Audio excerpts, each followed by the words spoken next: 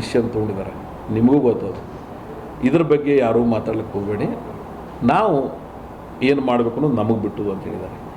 I am the wrong person, you just ask for right person. ಯಾರು AICC ಒಳಗದಾರೆ. ಆಮೇಲೆ 3-4 ಜನರಿಗೆ ಮಾತ್ರ ಗೊತ್ತದ. ಯಾರಿಗೆ? ಮಲ್ಲಿಕಾರ್ಜುನ್ ಖರ್ಗೆ ಅವ್ರನ್ನ, ರಾಹುಲ್ ಗಾಂಧಿ ಅವ್ರನ್ನ, ಆಮೇಲೆ ಸಿದ್ದರಾಮಯ್ಯನವ್ರನ್ನ, DK ಶಿವಕುಮಾರ್ ಅವ್ರನ್ನ. ಆ 4 ಮಂದಿಗೆ ಕೇಳಬೇಕು ನೀವು. ಉಳಿದವ್ರು ಯಾರಿಗೂ ಕೇಳಬೇಡ್ರಿ. ಉಳಿದವ್ರು ಏನು ಹೇಳಿದ್ರು ಅದು ಅಪ್ರಸ್ತುತ. ಸರ್ಕಾರ ರಚನೆ ಆಗೋಕ್ಕಿಂತ ಪೂರ್ವದೊಳಗೂ 10 ಸಲ ಹೇಳಿದ್ದೀನಿ ತಮಗೆ. ನಮ್ಮ ಅವತ್ತಿನ 3 ಜನ ಶಾಸಕರಿದ್ದೀವಿ.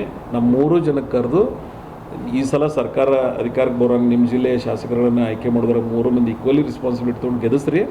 ನೆಕ್ಸ್ಟ್ ಟೈಮ್ ಅಧಿಕಾರ ಬಂತು ಅಂದರೆ ನಿಮಗೆ 3 ಮಂದಿಗೆ ಈಕ್ವಲಿ ಪವರ್ ಶೇರ್ ಮಾಡ್ತೀವಿ ಅಂತ ಮಾತು ಕೊಟ್ಟಿದ್ದಾರೆ.